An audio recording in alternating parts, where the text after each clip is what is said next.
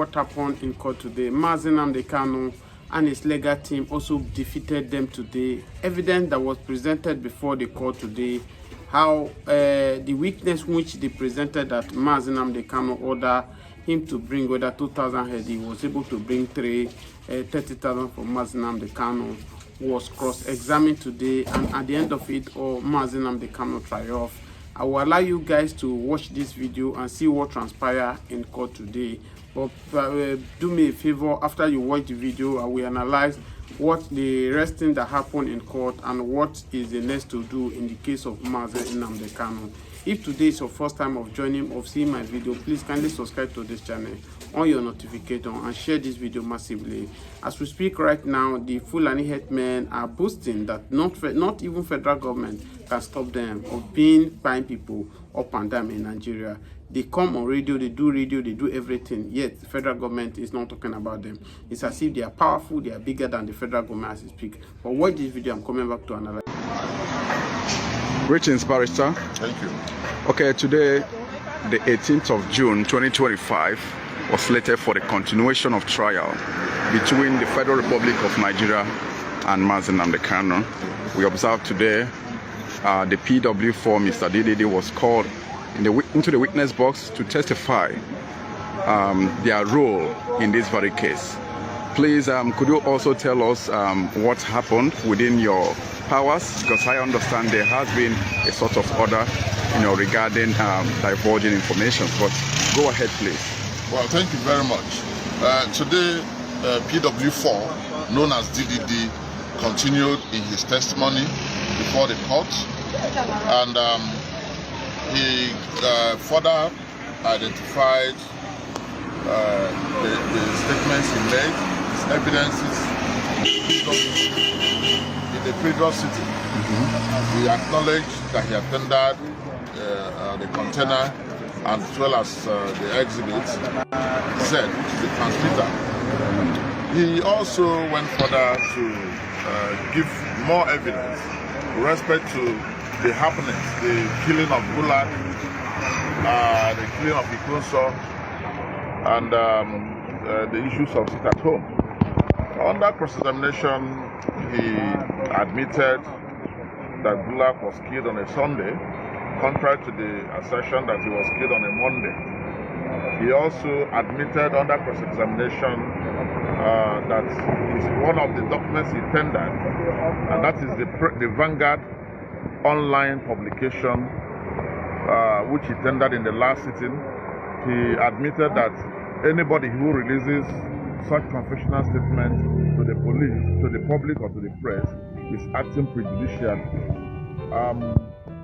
There are so many other evidences he gave which we may not analyze at this point in time, because we do not want anything that will hamper or reduce the integrity of our matter. We strongly believe that the prosecution is most likely going to close this case before Friday, or not before Friday.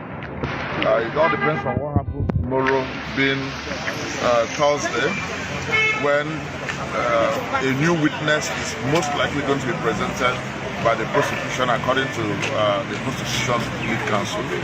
So if they present that witness, we'll know what the witness will say and possibly cross-examine him either the same tomorrow or on Friday. But we thank God for everything, and as we always say, the level we have gone so far is the level I call the Surugede level. Even that is the spirit, the dance of the spirit. Our fingers are crossed. We all have hopes, very, very high hopes. And it's our very strong belief that Omo Chineke, wherever we are, will continue to maintain the peace as we have always been known to maintain. So far, the evidences tendered, to my mind, has not shown that Omo Igbo or Biafrans or Omo Chineke were responsible for any killings. Rather, the evidence has shown that 200 people were killed in Ipbob by state security agencies, including the Nigerian Army, the police, and the SSS. That is the evidence so far we've gotten, that over 200 persons were killed.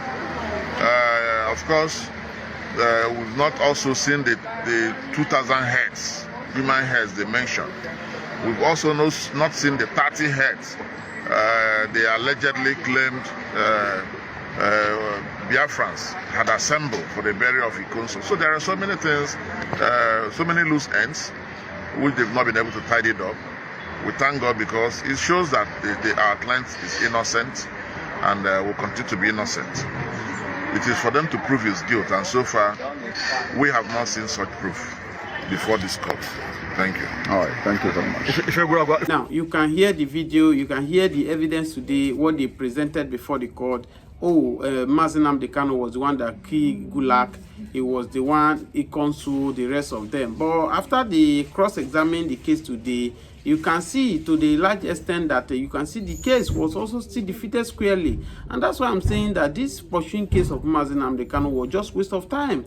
Because this is the same case that Justice Ezekome, the senior justice, fought federal government for. And he wants these cases, which he advised the federal government that this case should be settled politically because Nnamdi Kanu, in all ratifications, he will defeat the federal government anytime, any day. But he pleased Bola Ahmed Tinubu to come back and restart this case afresh. As we say that, as I keep saying that, for me, this is just waste of taxpayers' money. Every time take Nnamdi Kanu to court, they spend a lot of money, the peoples and all that. And if you consider what these Fulani headmen are doing in the southeast, doing in other region, Middle Belt, in Benue, most especially where President Bola Ahmed Tinubu visits today, you will agree with me that there is no need of fighting this battle of Nnamdi Kanu. All Nnamdi Kanu was calling for is for a referendum for his people. His people have been marginalized. His people have been pushed aside. In all ratification, it is glaring that even the blind can see. So all the man is saying is that come and conduct a referendum in the southeast. If the number of the southeast is showing that they are ready to be in Nigeria, so be it. So why is it difficult that the federal government feel that Nnamdi Kanu have committed atrocity? You are charging him a treasonous felony, and whereby the Fulani headmen who are moving up and down, fight people up and down, you refuse to declare them as a terrorist. Now they are even boasting that since they are calling them terrorists, they will not stop buying people. Have you ever seen where this thing happen? And these are the reason why we are saying that the way things are going, we are not meant to be in the first place. This marriage was forcefully carry people together to become one. So in non-share, some people will sit on their comfort zone and tell you that one Nigeria is non-negotiable, Nigeria must do, Nigeria must die. And we are saying we should have rethink of all these things we are saying. Because enough is enough. What is going on presently, you should be able to what should give everybody a worry of what is happening in Nigeria. You can see the case of what happened in Benue State, not only limited to Benue State, you see it even in Enugu as we speak. Enugu right now is another hot cake, whereby even the Ohaneze of Indigbo are telling Peter Mba, if you cannot govern this state peacefully, please resign. Let somebody who is capable to protect the state. The primary responsibility of every governor, every president, government is to protect life and property. In the case of Benue, in the case of Enugu today, you could see Peter Mba is failing. He's not doing his job. In the Southeast, Imo State, all of them, the governor of Southeast are all after their personal interest, not even the people. And that's why I keep saying it, when they were shouting Samuel Ekpa is the problem of Southeast, even the Senate President, Abaribe, the rest of them, who are shouting that if Samuel Ekpa is being taken away from it, the peace of Southeast will be restored. 4 or 5 months ago now, Samuel Ekpa now has been pushed aside. It's not more on this thing. Why is there no peace in the Southeast? Why is the peace in the Southeast is not being restored? That is to tell you that Samuel Ekpa and Nnamdi Kanu is not even the bigger problem. The bigger problem are these politicians who are causing this problem for them to sit there and keep looting the masses. Let's take, for instance, a state like Abia State. Many of you who know, if you are in Southeast, you'll be able to know Abia State, because from Abia State, when you pass Onitsha, from Onitsha to Imo, from Imo to Abia, from Abia you cannot move into the rest. You see Abia State that the 16 years of Ojikalo and Etioji was just a waste of time. All they did was just to embezzle the state money and use it for their own personal pocket. Look at the 2 years of Alex Otina. The 2 years of Alex Otina has covered the 16 years that these two governors have governed the state. It's to tell you that this insecurity are being championed by these governors. Their hands cannot be shifted away. And that's why you see Abacha said any insecurity issue that's more than 24 hours, know that the government have hand in it. Because after God is the government. If government cannot stop the insecurity, it's either the government have hand in it. And we can see clearly in Benue now, have even testified to what Lled Abacha said.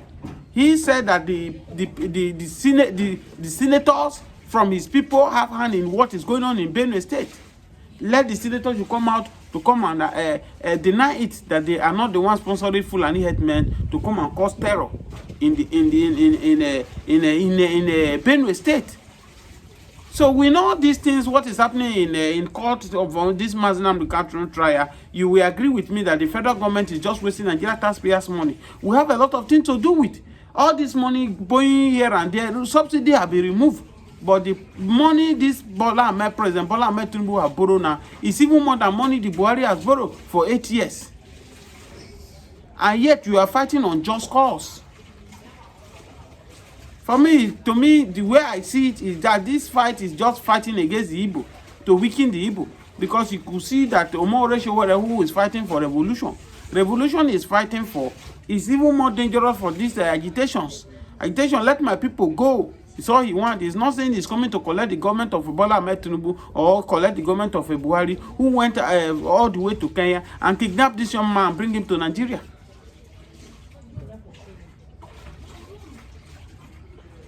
So enough is enough. If you don't want this set of people to be part of Nigeria, let them go on their own. And let them go their farms. I keep saying it that the Southeast, you people have marginalized it, politicized it, give them 5 states that it is 5 days, 5 states is for the Southeast. With the 5 states, let them go. Let them go on their form their own country. And let the remaining 31 state with the federal capital form a country.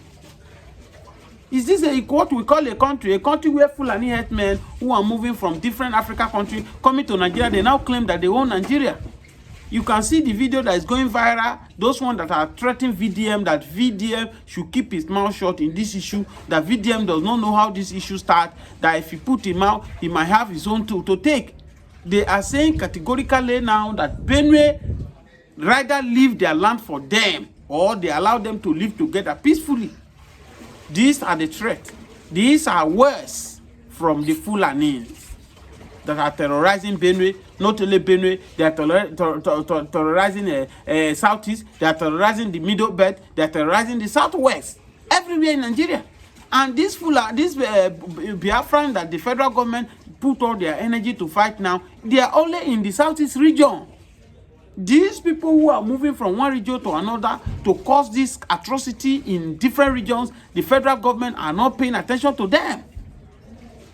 A video that is going viral where Bayero is saying that except they stop calling them a terrorist, they will keep doing it with Nigerian soldiers and with them in that meeting.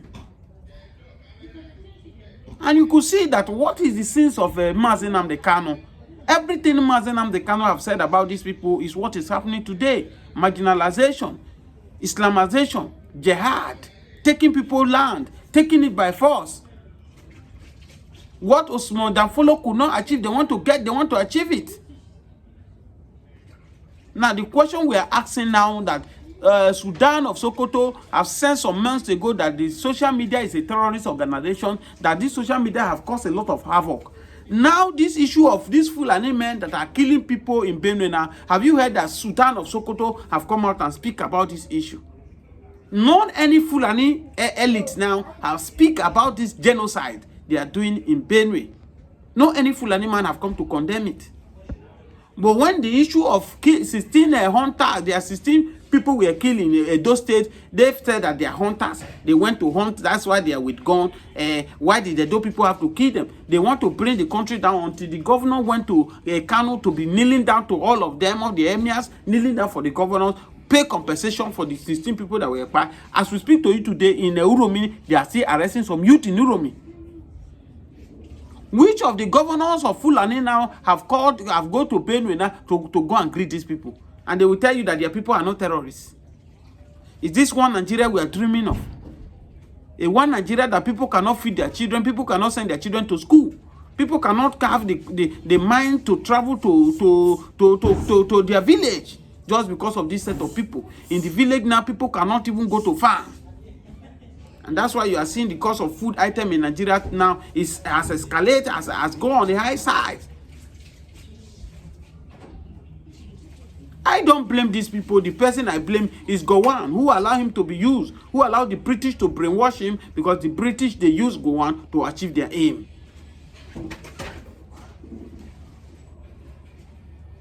Today, you could see that what Meiti Allah has done under the 8 years of Buhari. Buhari is supposed to declare them as a terrorist organization, but he refused to do that. He did not declare them a terrorist organizations.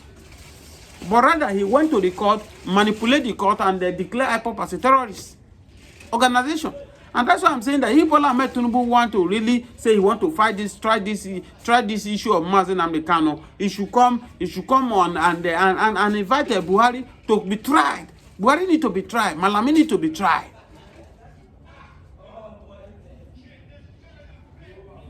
Yes. Please share this video, subscribe to this channel on your notification.